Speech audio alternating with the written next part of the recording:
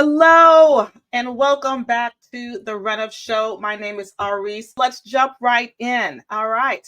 So today we're talking about some really important aspects of event planning. Actually, is the most important aspect of event planning, and is budget. So we're trying to always maximize your event budget to get the biggest bang for your buck and to make every dollar count. So whether you're managing a small event or a large scale corporate events, effective budgeting is the key to success. So we're going to explore how to make the most of your event budget, and that starts with some really smart planning tips and tools. So the first thing we're going to discuss is budget allocation strategies for different size events. So if you are doing a small event, you want to focus on just the essentials. You definitely want to make sure you have a great venue, and you can get some smaller venues, such as like a wine bar or a lounge or even an art gallery. So really some small, intimate venues. And you want to also focus on just basic AV. And you don't have to go to an AV company. If you reach out to your local DJ, usually your local DJs have the basic AV equipment that you need. So they will have mics, they'll have speakers and sound systems. They'll also have some basic lighting. And it's usually, if you go through your DJ, it's usually a lot cheaper than if you go to an AV company, because they'll bring out things. The AV company will bring things out for a small event, but they'll charge you a lot of money. They'll charge you, it's a big ticket price. So that's a tip that I use for small events. Try and get all your AV done through your local DJ. It's a lot cheaper. So along with that is you want to select a cozy venue, one that won't break the bank. And one of my favorite websites to go to find like small and mid-sized venues is Peerspace. So when sometimes people reach out to me and say, hey, I'm doing a small event, a small book signing, a small, wine tasting event, go to Peerspace. They have some really great event spaces for you to choose from. And they're really, really nice. And they'll start with a capacity of maybe 10 people, and they'll go all the way up to 2,000 people. But mainly I use it if I'm looking for a creative, smaller space for like an intimate event. The second type of event are the mid-size events. And for that, you want to definitely balance between the event essentials, but you also, if you have a slightly bigger budget, you can get a few extras in there. So you want to allocate more funds for your decorations, to make the space seems a lot nicer and friendlier, have some really great Instagrammable moments. And then you also want to allocate more money to tech. So for your mid-size events, definitely go with the AV company and not the DJ. So you want to invest in some really high quality equipment. You may want to do live streaming if you have a remote audience. So definitely just invest a little bit more in your AV if you have a mid-size event. Now for your larger event, and I'm thinking 200 plus, 200, 500, 1,000 people, that's more of a larger event. So if you want to have a larger event, then you want to focus on scalability and experience. You definitely want to make that event set the tone for an even larger event that you want to do in the next year. So focus on scalability, again, and your attendee experience. So allocate your funds from your budget to more sophisticated tech, the more lights and glitz type of tech, and unique, memorable attendee experiences. So that's for your larger events. And those can be like interactive kiosks when your guests arrive at your venue or your conference. So you definitely want to just personalize the event journey for them. So we're going to discuss some cost saving tips. And again, if you guys have any questions, please drop them below, leave them in the chat. I love to answer your questions and get feedback. So some cost saving techniques is vendor negotiation. So that's one. You want to definitely negotiate with some of your vendors, and that looks like, if you're using the same vendor over and over again and you have another event, ask for a discount. And usually vendors love repeat customers, and they don't mind giving you a few dollars off if you're using them repeatedly. So they love having, loyal customers.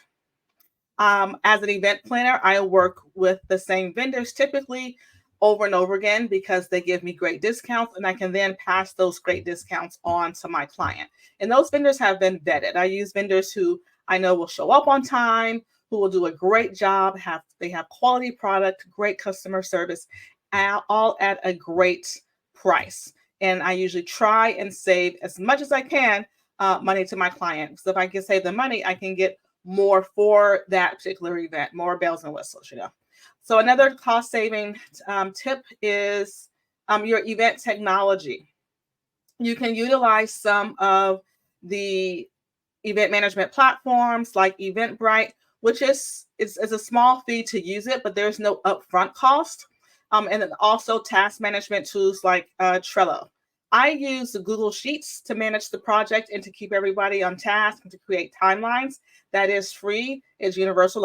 Almost everyone uses Google Sheets, and it's a way to keep the clients informed of what's going on because I share it with them as well as my team when planning the event. So you don't have to use the more expensive project management documents and apps or more expensive registration tools. There are lots of registration tools, and I actually put together another video on that.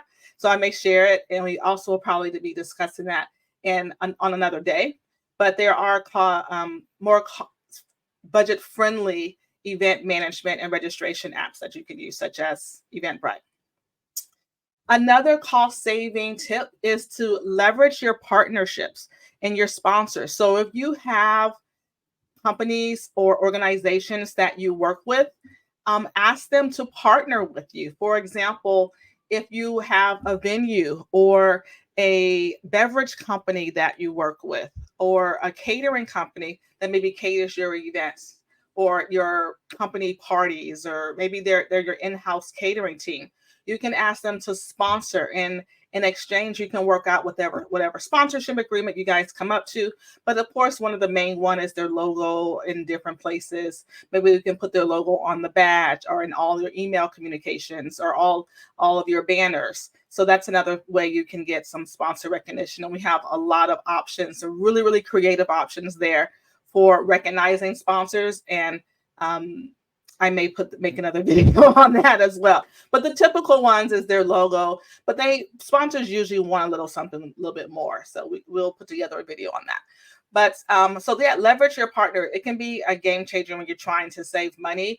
If you partner with the beverage company, for example, I did a couple of events with some liquor brands. One was like Cavassier, another one was like Remy Martin, I believe. And we were able to get free alcohol in exchange for promotion. And they did some promotional videos and photos at our event in exchange for providing that. And then we served that all night at the event as well. So we were able to get a few bottles or a few cases donated, as well as a discount on the other items because we leveraged that partnership. Another way to save money is to seek in-kind donations. And this is mainly for your nonprofits. A lot of nonprofits, they are putting together an event to raise money, to get sponsorships, to get donations. But leverage those in-kind sponsorships.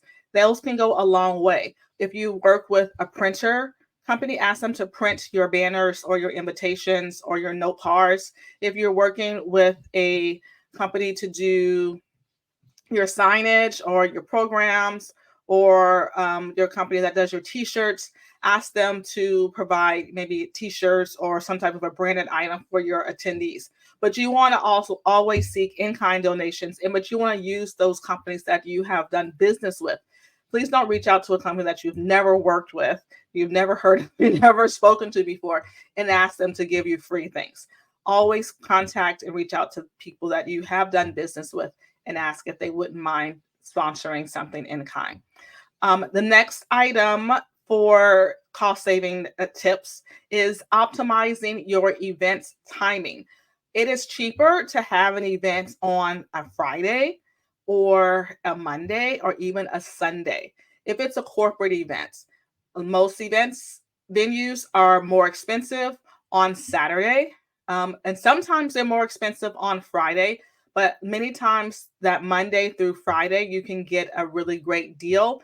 Even on Sunday, you can get a great deal, but you just have to figure out what's a low time or a not so busy time for that venue, and then choose to have the event on those off peak days and off peak times.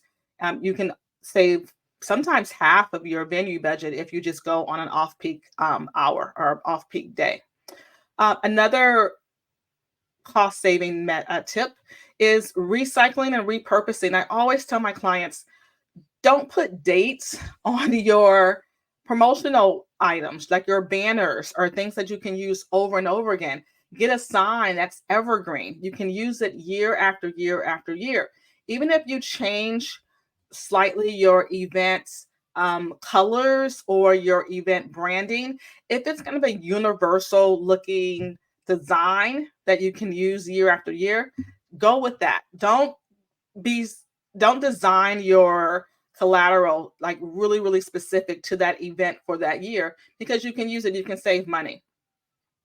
The next one is just prioritizing a high impact element. If you're going to put money into your event and you have a lot of money to spend, focus on those high impact touch points, those really, really memorable key moments. Maybe it's a very known keynote speaker or an exceptional entertainment team or band that you can come out and just shock and deliver that shock and awe experience to your attendees. You always want to leave a lasting impression. You want it to be an event that they're talking about and they don't mind, and they can't wait to come to next year and bring a friend or bring their coworker. You want to create those FOMO moments, right? So the last thing I want to talk about is collaborating with students. For many of the events that I do, like conferences and organizations that I work with, we leverage student groups from colleges to serve as volunteers. In exchange, they get free entry into the event that they would normally have to pay for. So instead of them dishing out, $1,000 or $600 for a conference ticket, they volunteer a few hours a day at the conference in exchange for their attendance. So definitely utilize students. Also, student bands, high school bands, college bands, they are great performers and they perform on many stages. Ask them to do entertainment. Maybe they can be the opening act and you give them a stipend. So they'll be a lot cheaper than going to your local band that wants, $500 per person or $1,000 per person to perform for 30 minutes or an hour. Use the local bands at high schools. Also, you can also have them design do some design work. A lot of college students, if they're in design school or if they're in they do graphic design, they love experimenting and they would love to have you as a client to do some design work to design your programs or your flyers or your banners. But a lot of students would love that experience. It also reduces your event cost. So those are a few tips that I'm going to that I went over today. And thank you guys again for joining. Again, if you have any questions, please drop them in the chat. Send me a message. Send me a kudos.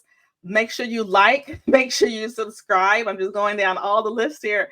And I thank you for your support. So remember, effective budget management is more than just cutting costs. It's about smart allocation and maximizing the value for every dollar you spend. You definitely want to maximize the value for every dollar you spend. So join me tomorrow as we dive into innovative event themes for 2024. This is the end of the year. There are some great things in store for 2024. So make sure you join me tomorrow and I'll be discussing those. Thanks so much. Have a great day, everyone.